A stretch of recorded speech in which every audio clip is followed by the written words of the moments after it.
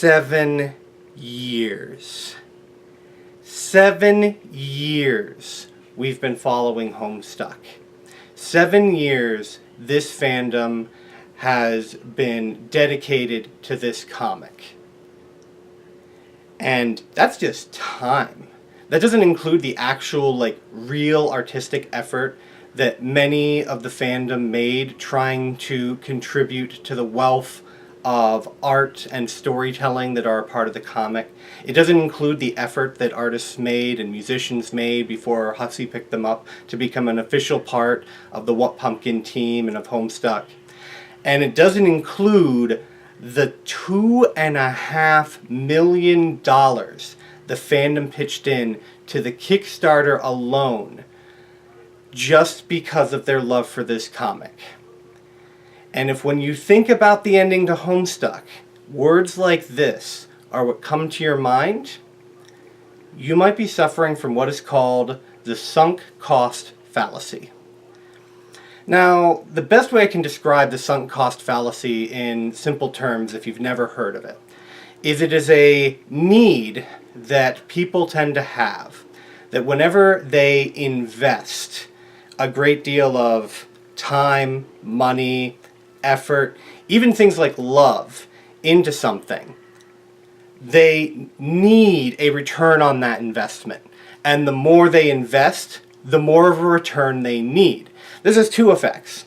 The first effect is it keeps you invested. So let's say, for example, you're a businessman and you've invested $1 million into a project. And then at the end of the year, it looks like the project is going to fall through. The savvy thing to do would be to cut your losses and try to recoup what you can from the project.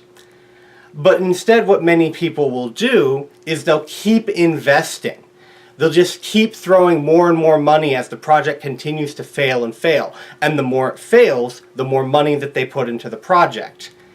Thus taking what was $1 million that was possibly lost and turning it into $2 million, $3 million, $10 million that they're losing on this failed project that they know is failing because they need the return on the investment. The other thing that it does is it distorts what investment you should be expecting from something. So, for example, it varies basically on the exact nature of the economy at any given time, but most investment experts will tell you that if you can get 20% in a year off of an investment, you've made a good investment. But if you were to talk to a person on the street and said, let's say you put $1 towards something, in a year, how much would you expect to get back? Chances are, they're going to tell you they don't even expect to actually even see the dollar come back. Whereas if you asked them if they, were to put $1 million towards something, they might even say that, for $1 million, I better be getting at least $2 million back. But the simple fact of the matter is, no matter how big or how small, if the investment of that dollar returns that 20% on top of its value, you're making a good investment. This can lead to people both underappreciating investments that they've made because they want more, or it can lead to people seeking or holding out for what they think might be the better deal to come. And we're seeing this a lot with the entertainment industry right now. The video game industry is constantly searching for the next Call of Duty. The movie industry wants the next Marvel Universe. The publishing industry even wants the next Harry Potter series. Nobody's willing to get that simple, efficient return on their investment. They all want all of the return. They all want the big bucks. So what does this even have to do with Homestuck? Why am I bringing this up? This sounds like a bunch of financial talk. Well, remember what I said. It's not just money. And we did put money into Homestuck. It's time, it's effort, it's energy, it's love.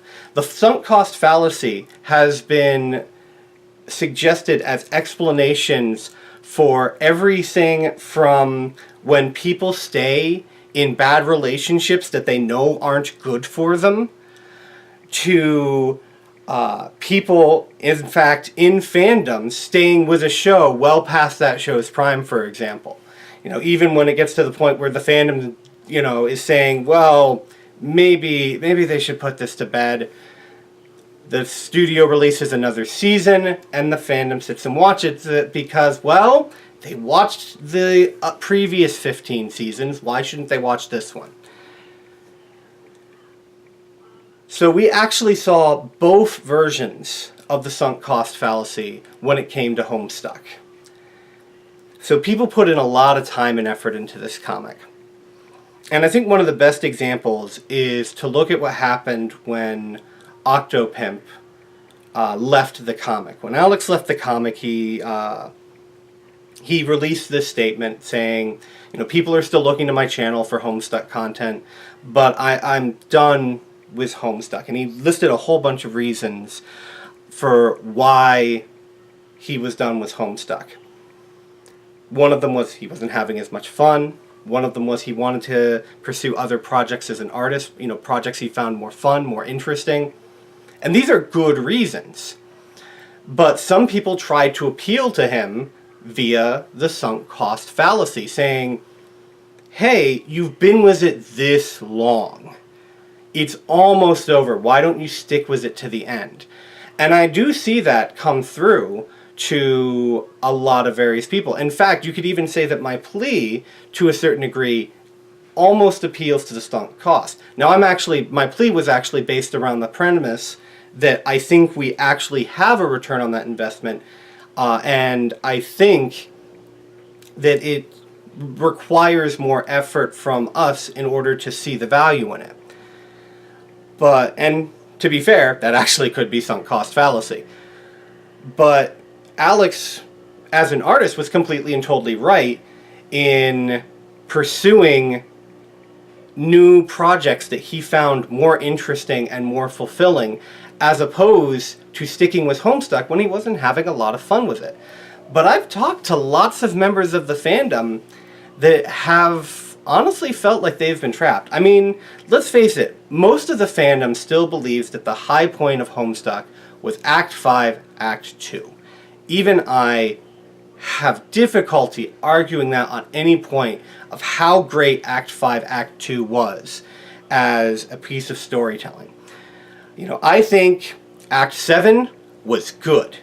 I think Act 6 was great with some points that were absolutely fantastic. Act 5, Act 2 was phenomenal. It was one of a kind. And the simple fact is as some people stuck through Act 6, they weren't having as much fun. They didn't like the direction the story was going. But they kept following it because, well, I've read it this long. I've stuck with it this long. I can stick with it just that little bit more. So some of the people who don't like the ending because they've almost felt railroaded into it. They felt like they were stuck reading Homestuck. Remember, you're here forever. So then they get the ending, and they were already starting to have negative feelings towards Homestuck. Why would you like an ending that doesn't give you everything you wanted when you're already not having as much fun as you used to? And then there's the ending itself, the supposed return on our investment. Well, when you look at how much time we've invested, that ending really, really had to be just epic beyond belief to meet the false thinking of how much time we've invested versus what we're supposed to get out of it. I mean, it just had to be grand. 7 years of time. There's a reason why the endings to many popular shows and books and series and comic books often are extremely controversial. Even video games. One of the biggest examples you can come up with right now is Mass Effect. But you can also come up with Lost, The Sopranos, 24, Babylon 5, the ending to the various Star Trek series from the Gene Roddenberry days, even Return of the Jedi. There were a lot of people in the Star Wars fandom when Return of the Jedi first came out that hated Return of the Jedi. To this day, I hear a lot of classic Star Wars fans who put Return of the Jedi at the same level as the prequel movies. That is how uninterested and how much people felt unfulfilled by investing that much time into Star Wars to get that ending, which nowadays is still considered a great Star Wars movie. Now, probably a lot of you are sitting and going, wait a minute. You say this is a fallacy, but this makes sense to me. If I have invested all of this time and energy into the comic, if I actually put money towards the Kickstarter, bought What Pumpkin stuff, bought the new We Love Fine stuff, and I spent all of this time in the fandom contributing art and stories and theories, shouldn't I be expecting something good in return? Shouldn't this ending have blown me out of the water? Is that unfair to ask? Well, the simple truth of the matter is that, yeah, actually it kind of is. I mean, when you look at this as an investment, you're talking about it in the idea that you've gotten nothing back in return, that you just read the comic as some kind of job, or, you know, you did the art and the stories and the theory crafting because it was something to do, or, I mean, you see where I'm going, right? You had fun reading the comic. You had fun being a member of the fandom. You had fun doing the theory crafting and doing the artwork and doing the stories. You had fun seeing what everyone else came from. You were getting your return the entire time. It was not something that you had to wait for the ending. And to this day, I keep hearing people who say that, you know, they had fun with Homestuck, but that ending just ruined it for them. But how can that be? Really, think about it. If you spent 7 years of your life having a ball with Homestuck, if you really enjoyed Homestuck for 7 years, how could it possibly be diminished by one 10-minute Flash movie? It really doesn't make any sense when you think about it. But that's the way that people are seeing it, because they feel they need the return. They feel the ending has to pay everything off, rather than just wrap up and conclude the story. Because that's all an ending is. An ending is literally just the end of the story. It is the way that the author has decided to say that all of these plot threads are coming together and being concluded. It doesn't even really contain all that much of the resolution. You usually see most of the resolution actually was in the climax of the story or the ending of the climax. The ending is literally just, hey, you know, the story has happened now. We've got everything done. This is kind of our final, as it's called a denouement. This is our final little send-off to everything that was accomplished by our characters and by their efforts. That is what the purpose of an ending is. And by no stretch of the imagination do you want an ending to suck. But there are obviously those of us who do think that Homestuck's ending is good. And my argument is if you think the ending is bad, and one of the first things that comes to mind is all of the time, energy, and even money that you might have spent into Homestuck, well, you've already gotten your return from that. It was called Homestuck. It was called the fandom. It was all of the fun and joy and memories that hopefully you'll continue to look back on with glee, even if you did find the ending disappointing. So, hopefully, as I was predicting, hopefully at least a few of you listened to that and it made like some kind of sense. Now, again, if you don't agree with me, no matter how vitriolic you want to disagree with me, then go ahead and come back to me in the comment section and tell me just how vitriolic you disagree. All right? If you agree with me, or if you want to start a conversation with other people, then all I ask is that you try to be polite with other people, but flame me on if you need to. After all, this is my idea. I'm the one who's saying this. If it made sense to some people, that doesn't mean that they're the ones to blame. You can blame me. I'm the one that you can just rain all your hatred on.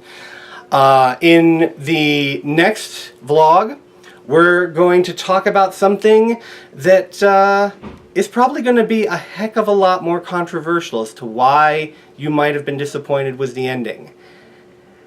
Because we're actually going to see if maybe a fandom actually can be a bad thing. Oh, God, I'm going to get so much hate for this one. This is Divine Erdrick, signing off. I'll see you in the next vlog.